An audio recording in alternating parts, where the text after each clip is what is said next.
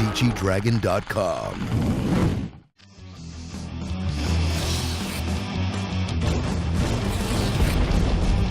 Happy creative stuff. Warning, this video contains opinions and stuff. Hi, and welcome to another exciting episode of Happy Creative Stuff. So there's a video idea that I wanted to record ever since 2017 about Game of Thrones, and I thought, well, there's lots of time, there's 2 years before the new season starts. That'll give me a lot of time, I'll get back into making videos, and that clearly hasn't happened. I think I posted 3 videos in the last 2 years. But the main topic is that Theon Greyjoy isn't really a bad guy. I know he's one of the most hated characters on the show at the moment, mostly because of his betrayal of Robb Stark in Season 3.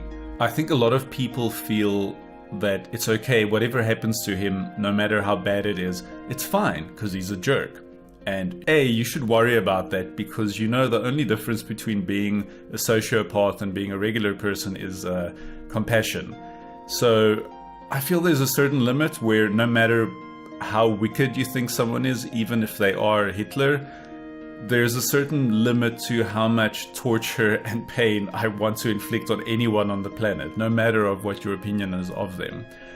But when it comes to TV, a lot of people will just write a character off once they don't like them and say, no, it's fine, whatever happens. I still cringe. When I see the things that happen to him on the show later, I feel sorry for the guy.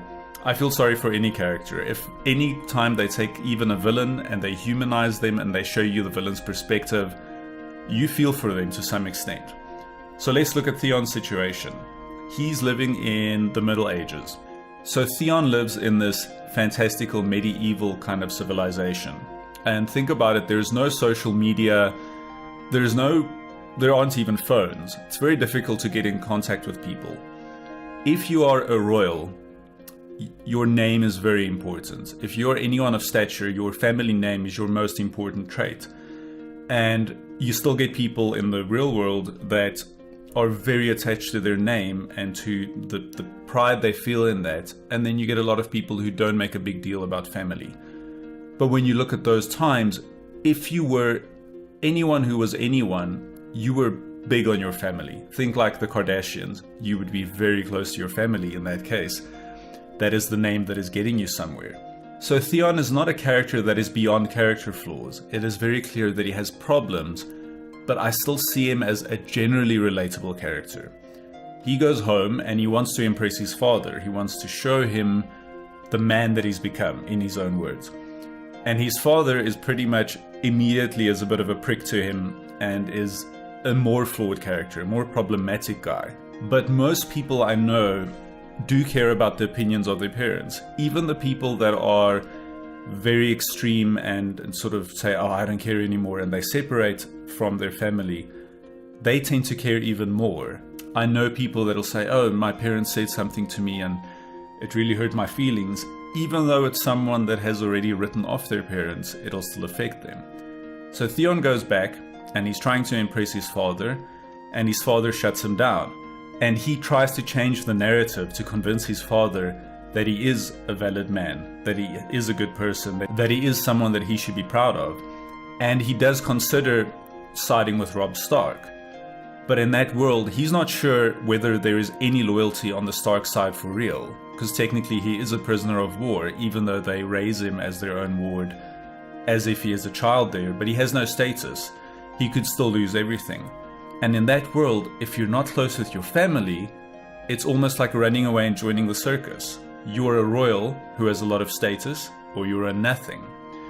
So faced with those two choices, he sides with his family.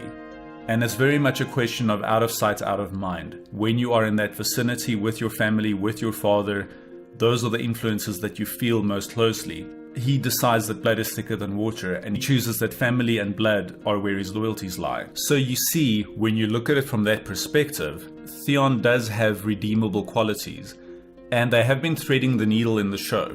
Since they got ahead of the books, a lot of the writing of the Game of Thrones show has been a lot more formulaic. Things pay off, things get neatly tied up. The original books really don't do that. It's way more gritty and real life. But when you look at Theon's situation from his perspective, you can see why he made those choices. And now they have been setting him up to bring him back as a hero in the last season. People have predicted that he'll probably die after he redeems himself. But essentially, he is a character with good intentions that made a few wrong calls, and mostly he couldn't see how that would have played out. He was a victim of general family pressures and generally a victim of wartime situations that put him in an uncomfortable position where he had to choose between two paths, and the path that he chose just went badly for him in this case. And that's my argument for why Theon Greyjoy isn't a bad guy. Please argue with me down in the comments. If you like this video, type anything there. We don't care. Even if you type blah blah blah, I am a unicorn, that'll count towards my video getting more traction. If you like a YouTuber, it's always a good idea to just like, leave a comment, subscribe. Even if the comment isn't something that you want engaged with, it just helps the video to gain traction. Thank you. Bye. I'll put this right at the end. It's fine, I'll just edit it out. It's fine, I'll just edit it out. Oh my word. PGDragon.com.